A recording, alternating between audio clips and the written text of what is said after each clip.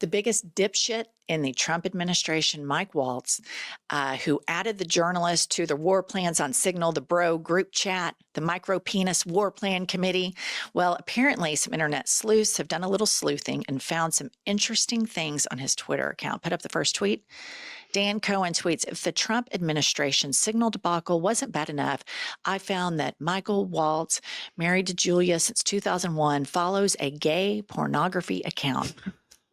Their personal lives are their own, but it's well known that secret sexual improprieties can be used to compromise political figures. And Waltz is one of the most powerful and sensitive positions in the U.S. government. The question must be asked, does Waltz's apparent secret lust for black males make him susceptible to blackmail? Put up the next slide. He follows an account called Big Dick Bottom. And I just want to state for the permanent record, again, I don't care what his sexual proclivities are, but I'm not a part of an administration that tries to actively demean and bully members of the LGBTQ plus community and the trans community and anybody with brown skin, anybody who might not speak English as their first language. That's what these sociopaths do. Put up the last one. And here we have Big Dick Bottoms on his, the people, verified followers that follow him, and none other than at Michael G. Waltz, congressman from Florida, colonel, retired U.S. Army Green Beret, author of, and this is a pretty interesting title, Hard Truths. Hard Truths by Michael Waltz that follows Big Dick Bottoms. Pumps, what's your take on this? Okay, I just want to start by one thing. I take an issue with you saying that Mike Waltz is the biggest dipshit in the administration. I think that title, it could go to so many people. I agree. I mean, we've got Pete Hegseth, we've got J.D. Vance, we've got Trump, we've got Elon. I just hate to give it to one person. In this particular case, he's the one that invited him. He owns that. So I'm just going to take a little bit of issue with that because we have so many candidates. But here's the deal. The people that are screaming the loudest are the biggest hypocrites. And he is supposed to be the national security advisor, which means he is tasked with our nation's security. We find out he's a complete hypocrite, which is no surprise to us. He's got his Venmo contacts online, and he's sitting on Fox saying, oh, I don't know how a journalist got in my contacts, blah, blah, blah. His Venmo contacts from his phone are just tons of journalists on there. It is unbelievable that he has not been terminated, full stop. It's unbelievable. Well, and you have Pam Bondi here, who yesterday or a couple of days ago in a press conference is asked, are you going to investigate this? She immediately does what every MAGA does because they don't have an ounce of intellectual depth. And she says, well, what about Hillary Clinton's emails? Right. This is their go-to. Hillary Clinton, Hunter Biden, trans, gays. Well, as we start digging deep into the Trump administration, I want to point out that J.D. Vance wears eyeliner that is now he's starting to wing out. We're starting to see a little wing appear. And J.D. Vance is BFFs with Peter Thiel, a gay man who is behind a lot of the movement that we're seeing in the federal government. So we have this really weird phenomenon right now where you have the oligarchs that really aren't that religious, but they want to dismantle democracy big time. And then you also have the Project 2025 religious fanatics that want to dismantle democracy. And we see them as being bedfellows right now. And I think in the Trump administration, you have a lot of latent homosexuals, latent bisexuals that hate themselves for what they're attracted to. I think it starts with J.D. Vance. And when he went out to Peter Thiel's place in Silicon Valley and comes back queer-eyed. He comes back as yassified as all get out. And literally, we are one news cycle away from him popping a smoky eye. I mean, it keeps getting closer and closer. We have the wing now. I think you have Moses Mike Johnson, who is the biggest closet case I have ever seen in my life, who lives with another closet case, who answers the door in his panties to let Mike Johnson in. This was witnessed by all of the neighbors.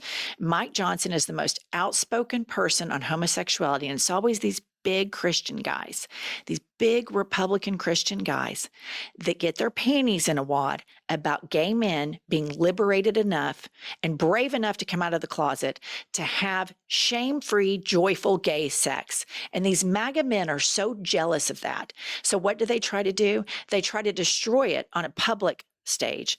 But privately, we're following big dick bottoms. Right. And just to remind everyone, the Republicans, not the Democrats, crashed Grindr 2 times during the Republican National Convention because all of these people that are, we hate homosexuals, it's terrible, they're out on Grindr. And how many people do we know, gay men that are on Grindr, that see married men that are yah Christians all over their Grindr pages? It's infinite. And I think what my opinion is, this problem that we're having with men right now coincides with porn being so accessible online. And for a lot of people, Americans that have grown up in purity culture and have been indoctrinated into this evangelical or shameful world of sex being shameful in Christianity.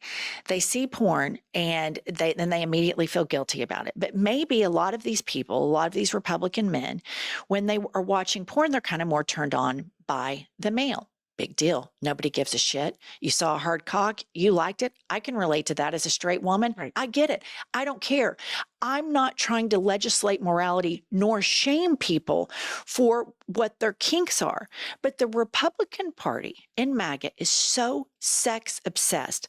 And they're so obsessed with the brave members of the LGBTQ plus community that are brave enough to come out with all of these idiots that try to claim moral superiority over them, that then on the side are, following big gay bottoms. Or we have Ted Cruz, who's following porn accounts and liking them on the 9/11 anniversary. That happened a few years ago.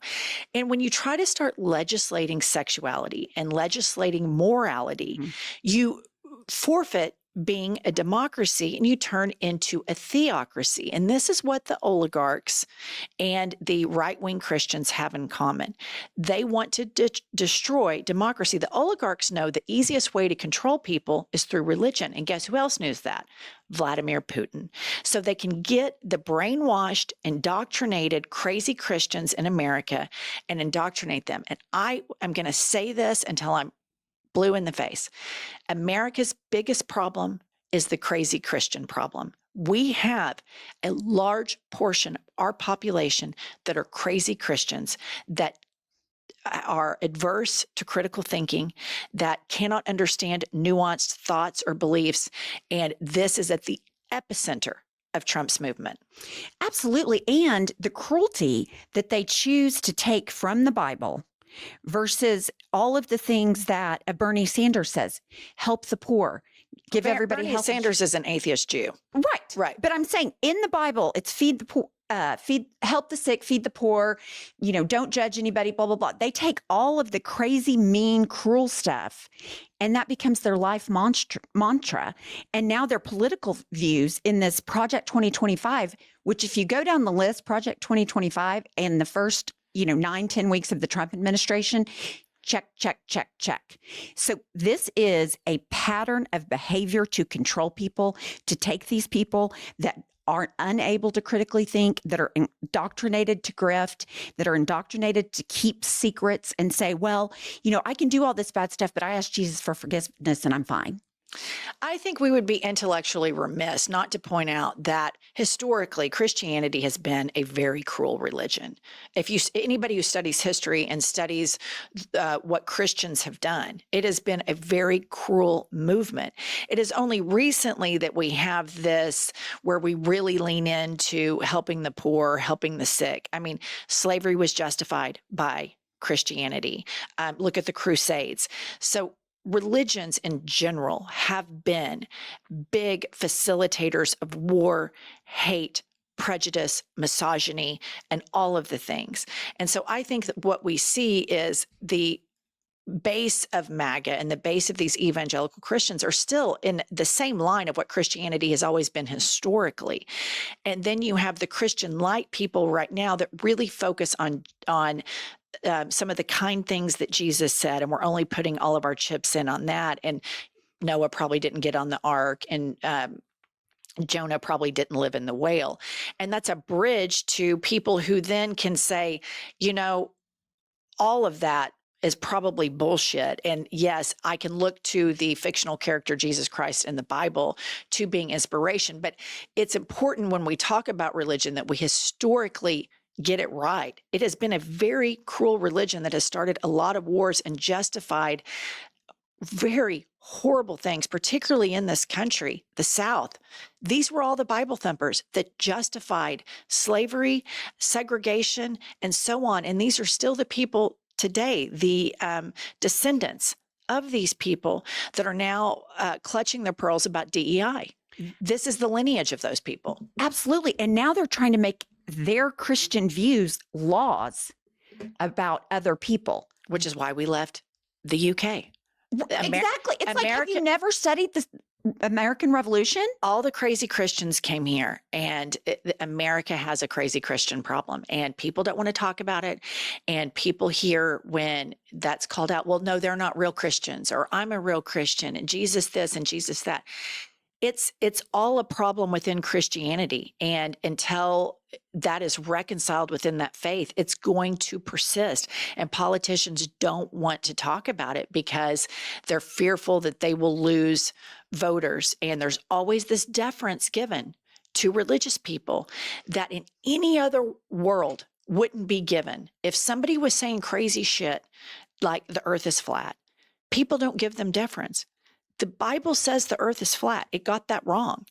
And we still, as a nation, in the year 2025, give anybody who claims that they are Christian deference. And that's why you've got all of these closet cases from Mike Waltz to Mike Johnson, among many others who are complete closet cases, and at their core are fanatic religious whack jobs that are so miserable that they can't have shame-free gay sex, that they want to make sure nobody else can have shame-free gay sex. Right. And we've been saying it. It's our opinion, but it proves to be true over and over and over again.